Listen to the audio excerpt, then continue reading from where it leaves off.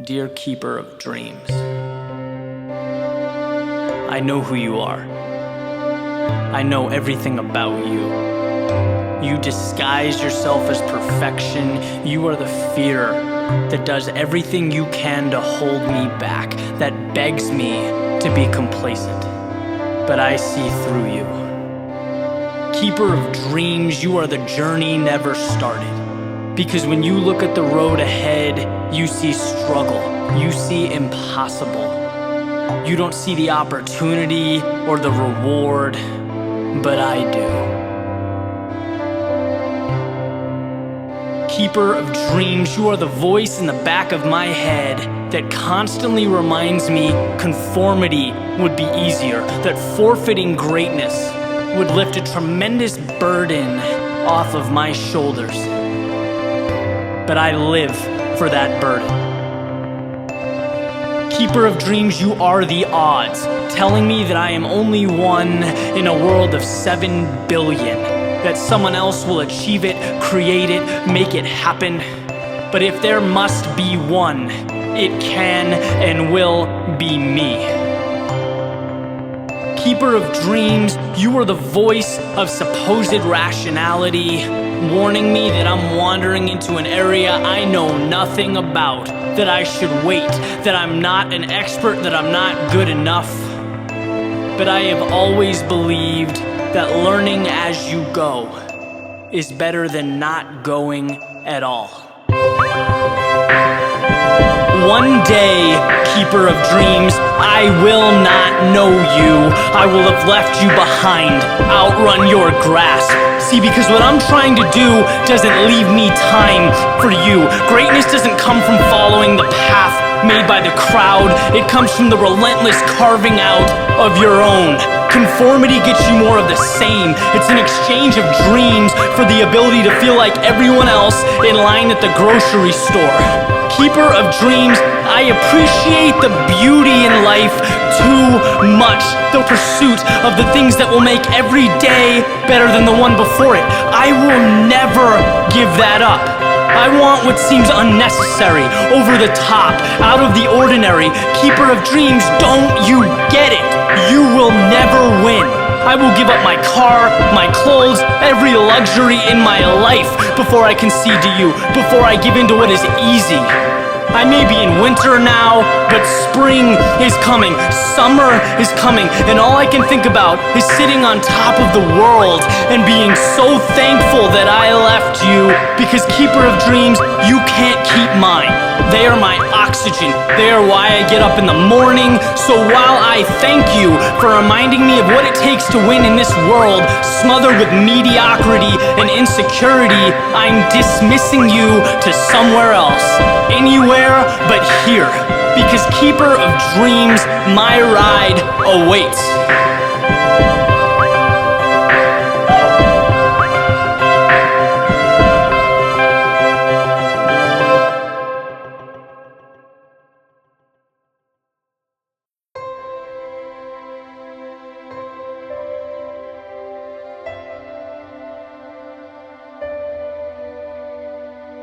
There's an old business fable about commitment. First time I heard it was years ago. I was watching a video of Dartmouth's rowing coach. He was telling a story to inspire his team.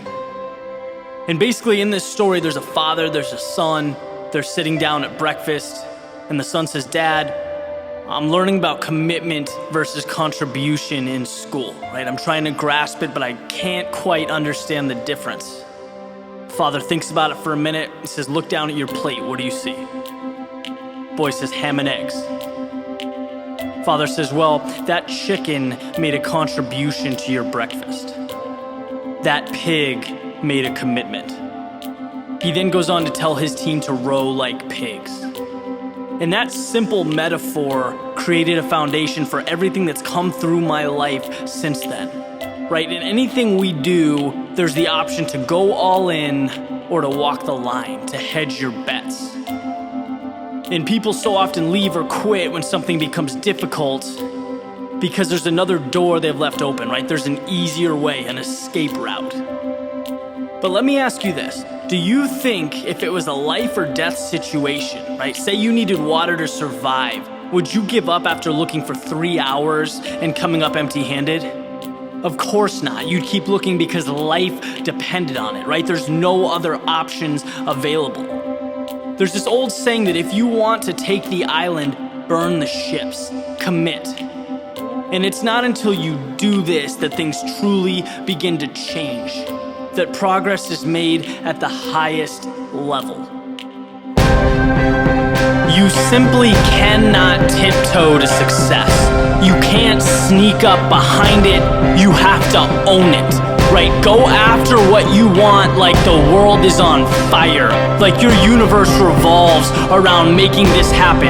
I have never, in my 28 years of existence, seen a lion walk up to a gazelle and hope that it falls over, right? It attacks it with everything that it has. Speed, strength, tenacity. That's what brings home the prize. If you and your goals aren't one, if they are not the same, that's a pretty good indicator that you are fighting the wrong fight. You should live and breathe your dreams. Inhale and exhale them. They should live at the forefront of your mind, where every thought that comes through your head should be in the context of that dream. That basic question, how bad do you want it? Well, if you're not willing to fully commit to dive into something, then that gives you a pretty good answer right out of the gate. You can talk about hours spent, routines, habits, but if you aren't passionate about what you want, if you don't immerse yourself in it, none of that really matters. Live how you need to live. Do what you need to do. Be who you need to be to make your dreams real. Fully commit to excellence. Because until you do that, you will be left with only a vision and a false sense of reality. Winners don't have time for that. Okay, set your mind to your target and crush it.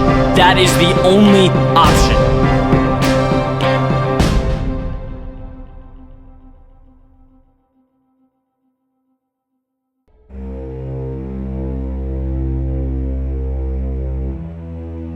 All things of value come with a cost. And this cost, it's essential because without it, there's no triumph. There's no victory. It's what separates out those who really want something, the determined. Why do triathletes compete? Why do rowers row, runners run? At a competitive level, it certainly isn't because it feels good physically. You know, it's quite the opposite. They endure a lot of rough situations, a lot of painful training, because of a tiny light at the end of the tunnel. And that light is how you build upon your self-worth. It's how you define what you're capable of. And success cannot come to be without adversity. How you handle yourself in those adverse situations, that is what defines a person. That is how you build your legacy.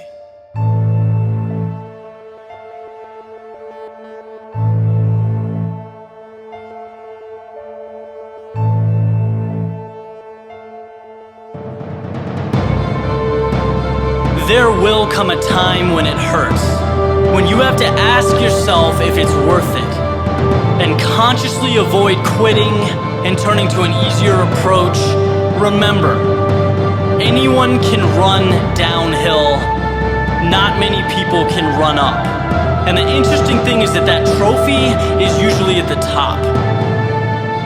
Be careful how you conceptualize the word hell, because hell implies that the suffering will never end, that it's the ultimate pain.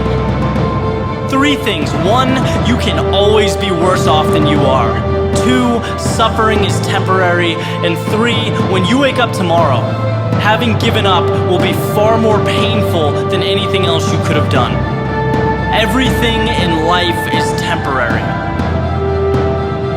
There's a quote that's got me through many tough times in my life. And it's that pain is temporary, but quitting is forever. Oh, and how true that is. I can still remember the times in my life where I know I had more to give. That stays with you. But how bad your 2K test hurt, how bad you wanted to sleep before a final exam, the pain in your body during the final stretch of a race, that all dissipates. That becomes pretty meaningless looking back. It's the results that matter, it's the results you remember. Because when the hurt is over, right, the struggle's gone, you either did something great or you didn't. That's when things fall into place. The hell you experienced was simply a vehicle taking you to your destination. So being that you only live once, that you're fortunate enough to have an opportunity to do something significant, why not make it hurt? Rise above what's uncomfortable and see the big picture. Ride it out. Because when all is said and done, the guy who gives more when it hurts gets more when it's over.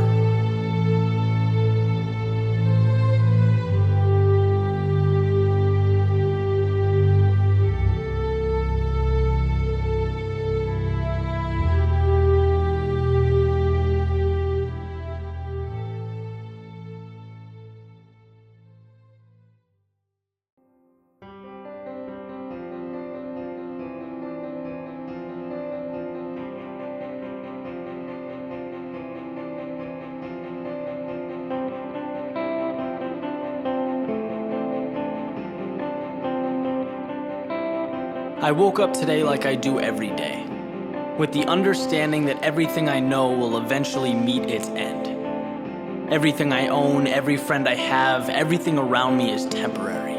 We are only passing by. We are the blink of an eye. To know that is to understand the essence of life. But how do we give meaning to something so short-lived? Where does our value truly reside? Objects, material, wealth, they may be tools, but they're at the surface level. To really understand the idea, the concept of being happy, we need to dig deeper. We need to look to purpose. Because without that, we have nothing. There are things in life that elevate you to another level, that when engaged in them, you don't realize that time is passing by. They motivate, they drive you, and embracing them is like walking into a dark auditorium and flipping on a light switch. Suddenly gray starts to fade away, and what's important makes itself known. And this is everything, because if we live life right, one will be all we'll ever need. It's a roller coaster ride, a burst of adrenaline, an experience to remember. That's what we are. And you have the ability to put aside anything that prevents you from capturing that, from being what your heart tells you to be, from going wherever your soul takes you. Purpose is the sun around which everything else revolves, the big bang that starts everything. It creates your universe. The most important thing you can do with your time is make the most of it. Not waste it pursuing the things that aren't even at the core of who you are. Happiness is the pinnacle, right? Can you be anything better than happy? Is there another level out there? Shouldn't that be the target, the end goal? People say it's not that black and white. It's not that simple. But it can be that simple. Find out what you're about and let it unfold in front of you. Let it take you to places that all the money in the world simply cannot. Capture your purpose and follow it into the sunset.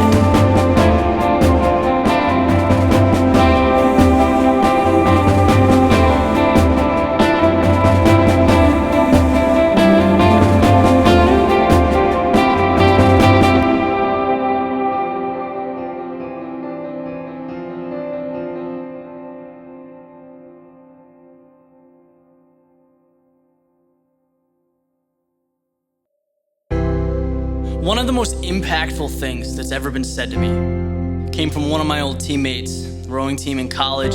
He's graduating, sent this letter, kind of reflecting back on his collegiate experience and what he'd learned. And one of the things he said was that in life, no one will ever care about your desire to succeed. No one cares about how much time and work you put into becoming great. It's all irrelevant.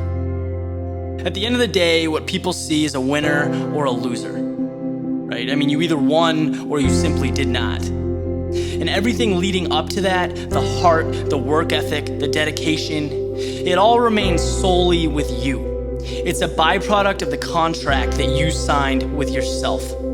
To go through hell, to fight in the trenches even when you're seeing no immediate validation. Which will happen, right?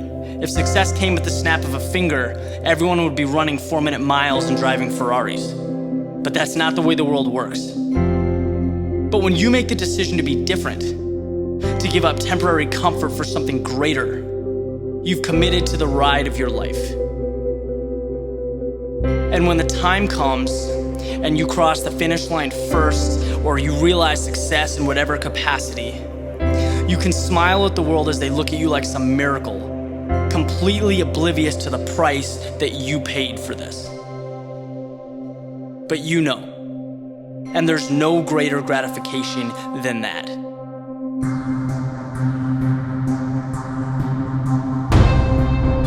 It's been said that it takes 10,000 hours to perfect your craft. 10,000 hours of walking away from immediate satisfaction to enter this sentence of solitude and dedication. It's where you weed out mediocrity. It's where you carve out your place in history. And if you're waiting for someone to come along and just make that happen for you, it'll be a long wait, my friend. Because it's your flame, and if you don't keep it lit, it will die. And a flame can be a fragile thing. Weakness, doubt, uncertainty, failures, they all want to put it out. And if you're not bigger than your body, they will. Trust me, you'll fail. Time and time again. It may not be until your 100th attempt that you even begin to see success. But if you don't have the foresight and that persistence to see past the bumps in the road, you will never know. That relentlessness, it's how you separate yourself from the people that feel sorry for themselves and watch the world from their bedroom windows. But that's not what you signed up for. Nothing good falls into your hands. It's why every day is so important. Think of every hour as a piece of paper, right? By itself, very little weight, very little significance. But committing to the grind every day causes each piece to stack up. And before you know it, you've transformed yourself and your ability. And that's what people don't see, that stack being built piece by piece. What they see is the finish line as it's crossed one by one. They see 30 seconds. They didn't see 10,000 hours. But you did. It's why you hold your head high. It's why you can smile to yourself when people talk about you, quote unquote, being born with talent. It's why you're looking at them from the podium.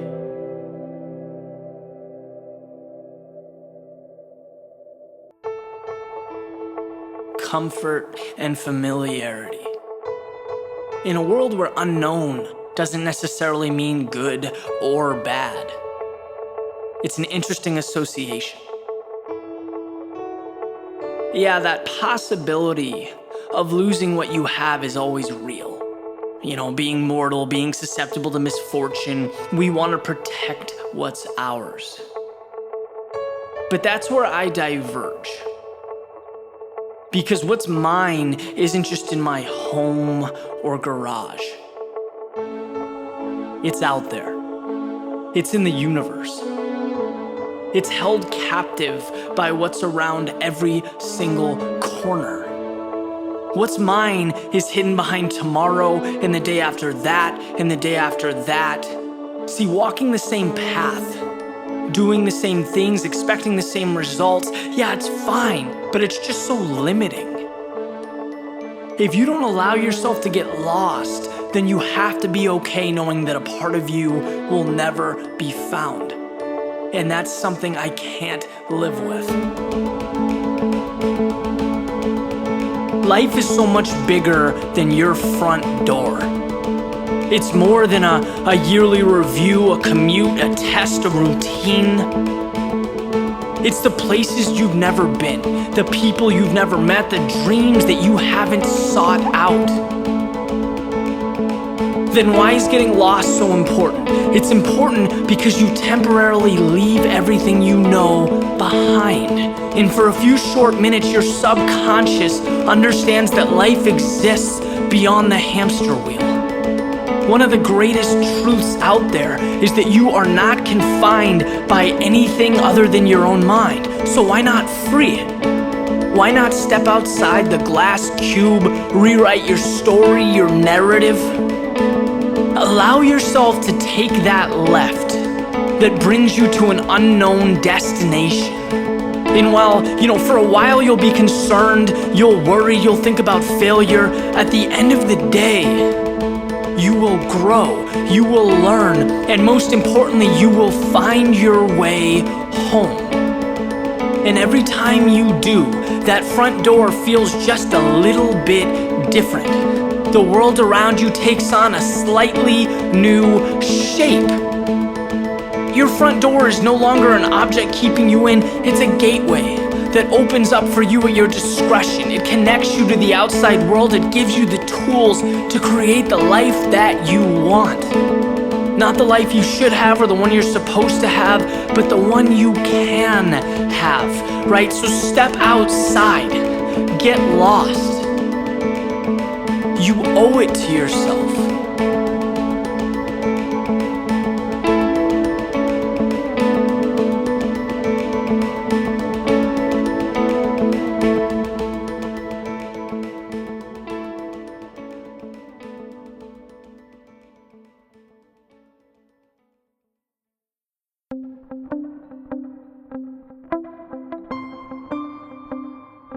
When you ask people what they think stands between them and their goals, there are some pretty common responses.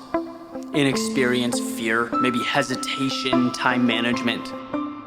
These are obstacles we all have to overcome, right? Certainly they're all valid, they're all very real. And I recently took this question, spent some time with it. In terms of my own progress, I looked back at the past year and a half, starting from the inception of Your World Within to right now. Substantial progress has been made. I'm happy with where I am. But at the same time, there were periods of stagnation where maybe the wheels weren't turning as fast as I'd like them to. So now that some time's passed, I have the luxury of examining my lessons learned. And of all of them, the most important is the realization that perfection is a myth. And not only a myth, but it's deceitful. It's detrimental to success. See, perfection is, by its very definition, flawless. And in theory, that's ideal. That's what we want. But in reality, it's impossible. Our value lies not in chasing around this false idea of perfection, but in making progress. If you succumb to the idea of perfect, you're establishing an expectation that cannot be satisfied. You aren't allowing yourself to dive in, to gain momentum, to take flight, because you're questioning your judgment. You're holding back. You aren't putting yourself out there. If you're not perfect, if your work isn't perfect, you don't want it to be seen. But perfect isn't real. The only way to obtain excellence is to move with what you have right now. No, you won't be flawless, but you can improve every single day. There's great benefit to creating something, throwing it against a wall and seeing if it sticks. If it does, great, that's a win. If it doesn't, you regroup, you reassess, and you throw it again. That's growth. And some growth is always better than no growth. Over the course of my life, I probably can't count the amount of times I've said the phrase, Rome wasn't built in a day. But I've never found a situation where it applied so directly, because you don't build a city. right? You create buildings, you design roads, and everything converges to become a city. Those sequences of events, trials and errors, growth, that becomes your Rome. So it would be crazy for your expectations not to be managed accordingly. If your plan was to become fit, but you won't even step into the gym because you don't look like Brad Pitt in Troy, you're not gonna go anywhere, right? To get to that level, you need to first allow yourself to be vulnerable, to step into the situation and learn, evolve into that vision you have for yourself. Another example that reinforces this point is an interview I saw recently with Ed Sheeran. He's talking about his first shows, the first music he ever wrote. Playing it for his audience. He still has the recordings and they're horrible. But that's what got him where he is now, right? That determination, that progress. He wasn't intimidated to get out there and grow. And now we can sit back, reflect and joke a little bit about his journey. Missed opportunity, regret, that rarely comes from going too fast, from being too adventurous. It comes from being too conservative. Whereas when I look at my greatest accomplishments, the creations I'm most proud of, sure, networking, research, experience played a role, but more than anything, it was having the trust in myself to start, to begin, to acknowledge that, yes, I am flawed, but I accept it, because those flaws are the seeds that enable something truly unique to transpire. And now comes the part I enjoy, right? Where I can take my acquired wisdom and share it with you, because I guarantee every single person listening to this has something they're hesitant to start, to do, or to become. Never lose sight of the fact that a goal takes time. There's something you grow into, but you need to first allow yourself to take that leap, right? As far as I'm concerned, the only perfect thing in existence is the current moment. Because it is the first step to everything you could ever want.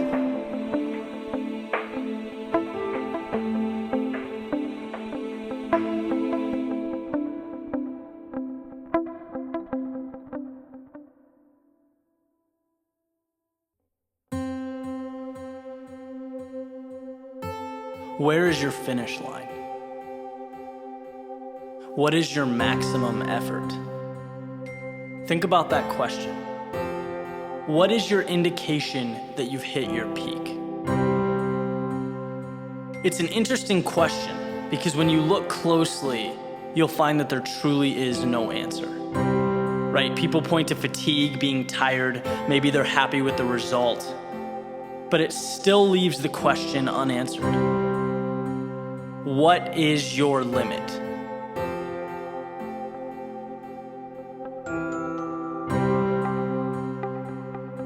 There's no automatic mechanism that shuts us down when we've given everything we have, when we've done all we can do. It's not like a glass of water that reaches the top and overflows. For human potential, think bigger. Think of an ocean. How many buckets of water could you pour into an ocean before it couldn't physically hold any more liquid? What is the number? No one knows exactly. You can stop at 1,000 buckets, at 1,000,000, at 1,000,000,000,000, but at some point, you'll have poured the last bucket and stopped. And the question remains, at that moment, could you have added one more? That is human potential. It's mind-blowing. Every time you've thought you've given your all, you were lying to yourself. And not in the sense that you weren't trying hard, or what you did wasn't important, but in the sense that you artificially created your own finish line. You determined your stopping point. Not the laws of nature, not some unearthly being. You dictated your limit. I had an old coach who used to reference Roger Bannister. He was the first person to break the 4-minute mile, a feat that at the time was simply unheard of. So what happens? He accomplishes this goal, and suddenly people start doing it all over the world. Rapid fire. In a very short amount of time. Why? Because it became real. People had living proof that it was possible. 4 minutes, what is that? It's an artificial stopping point, a self-created limit. It does not exist. Just like the reason you think you can't write the next best-selling book, or the reason you go to a job you hate every day, because you've settled. You've limited your potential without even realizing it. Why would you cut yourself off there? There's so much more to obtain, so much more to achieve, so much waiting. Man, life is just too short to not make the most out of it, to get in the way of your own greatness. Why would you decide to wake up every day and not feel like it was the best gift possible, not take advantage? Why would you limit that for yourself? There will be times when you struggle, there will be tough days, there will be times of self-doubt. But let it all fall to the wayside. See past it. Your destiny lies far beyond any self-made wall. Take that with you.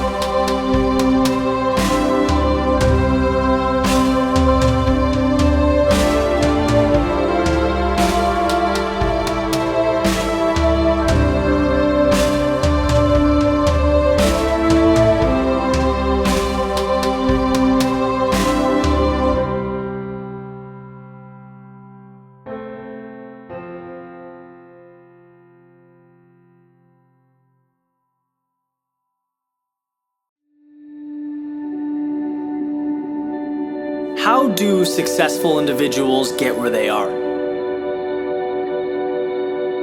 People often look at those who have achieved at a high level as some unique breed or some kind of rare talent to be marveled over, when in reality, nothing about their success is predetermined. They tirelessly fought and scrapped for what they have. You see, being great in any capacity starts very, very small and then gradually evolves. It's derived from the vision that you have of yourself.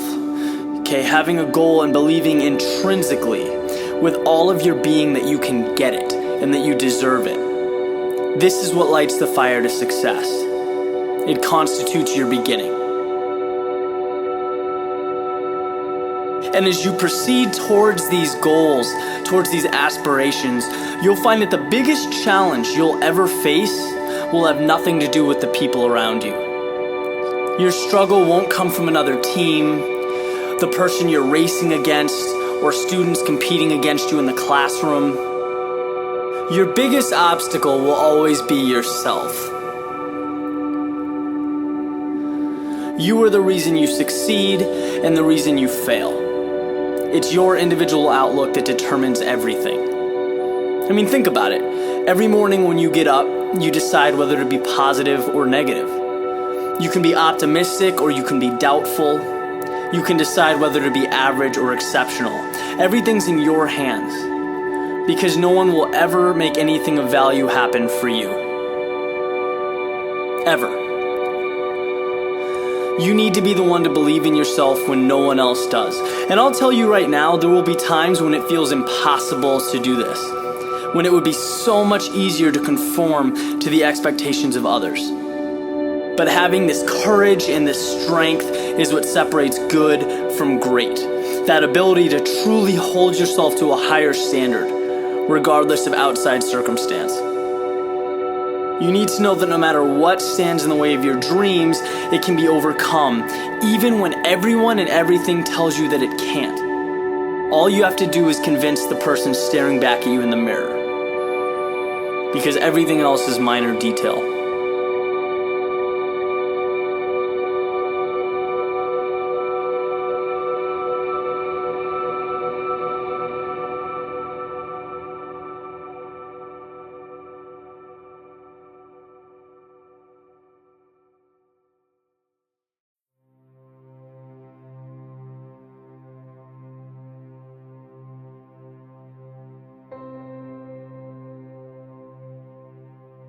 Who are you?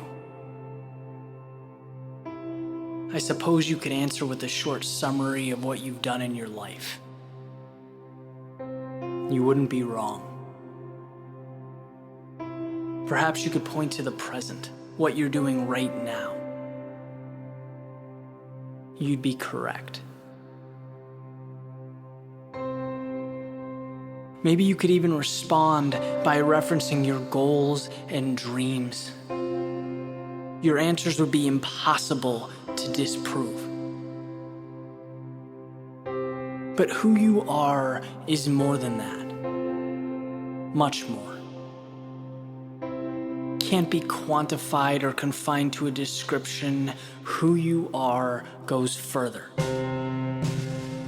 You are a journey to a distant shore. You're where the water meets the horizon. You are comprised of the very same elements that make up the earth, the moon, and the sun. You are literally remnants of stars that have come and gone, lighting up our sky for billions and billions of years. How can that be reduced to an elevator speech? And all this matters. It matters because you are more significant than you will ever know. A small but irreplaceable part of something perfect, inconceivable to mankind. You may be the culmination of your past, your present, and your future, but you are also the gaps that exist between them. The blank spaces, the unknowns, the opportunity to see the world as it truly is, an extension of you, the freedom woven into every breath you take. Just like the sun is tasked with rising and setting, you have a responsibility to live life to the fullest, to chase what exists on the other side of the mountains. That's where you find what matters most. And you can attempt to quantify this, but just like that first ray of sunlight reflecting on your face through the window in the morning, it's impossible to fully capture. Words, pictures, stories, they'll never hold a candle to the actual experience, to being there, that moment in time. Those moments are who you are. Hand in hand with everything your two eyes take in, they blend together to create an existence that cannot be explained or taught. It can only be lived. And that is exactly what you're here to do. Live life. Light up the sky like those stars that came before you. Shine through this universe. If that ends up being all you have, it will be more than enough. Because it's you.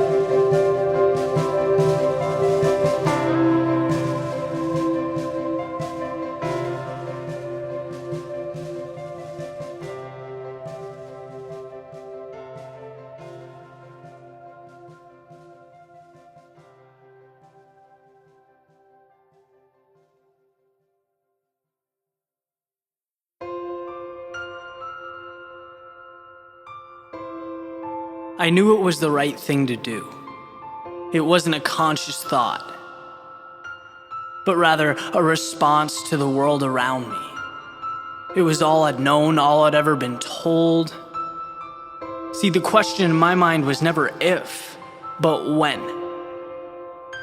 I looked to my left, I looked to my right, and proceeded to put one foot on the ladder in front of me. It felt right. I alternated feet as I climbed each rung step by step. I could hear classmates, family, friends in the distance. From my vantage point, the sky looked like a sea of ladders, with everyone in my life ascending towards the unknown, validating the necessity of my own mission. With each step, I became more satisfied, my self-worth increased, my pride multiplied. When complexities arose, I remained calm, fully aware that hardships come with the territory. The top of the ladder wasn't supposed to be easy. It was supposed to be... I stopped. What was it supposed to be? That was the question I've never really asked myself. I looked down. I could make out a group of kids playing soccer. Maybe that's what the top of the ladder will be like. That feeling of being lost in the game I love on a summer afternoon, simple yet perfect. I took a few more steps, eyes still fixated on the earth below. I could see my house. Maybe that's it. Time spent with the most important people in my life. All those days I wish never ended. That must be what I'm climbing towards. I smiled to myself and I continued up. The higher I got, the greater my fascination with the landscape below. As the clearly defined shoreline, mountains, deserts, forests, and cities began to take shape. It was almost surreal. And I thought, maybe that's what the top is like. An existence so beautiful that it takes your breath away. And up I climbed, with the focus so intense that the world around me seemed to fade away. I tilted my head back and peered up towards the top of the ladder. There was no end in sight. It didn't matter though, I knew I'd get there. Everything I ever wanted was waiting for me. Everything that I left below.